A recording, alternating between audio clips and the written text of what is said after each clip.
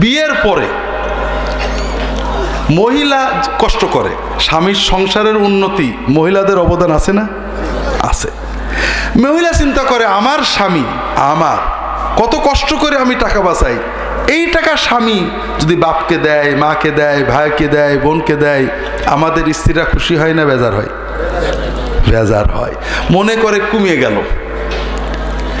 আর স্বামী তার বাপ মাকে ভাই বোনকে দিলে কমে গেল, এই চিন্তা যে মহিলা করে, ওই মহিলার জন্য বরকতের দরজা বন্ধ হয়ে গেছে, আর খোলার কোনো সবে বরাতে কাজ হবে না।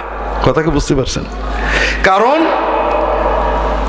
শাশুড়ির সাথে বউয়ের ঝগড়া হলে হতে পারে এটা সমান সমান, কিন্তু কোনো ছেলে যদি মা বাবার সামান্যতম কোনো হক নষ্ট করে, মা বাবার সাথে সামান্য খারাপ আচরণ করে, যদি কোনো ভাই তার ভাই বা বোনের অন্তত হক নষ্ট করে, ওই ব্যক্তির জীবন থেকে বরকত উঠে যাবে, আয়ু কমে যাবেই, ঠেকানো যাবে না।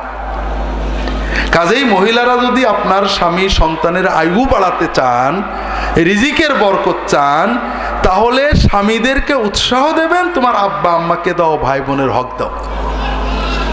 এটাতে কমবে না, এটাতে আল্লাহর অ্যাকাউন্টে বাড়বে।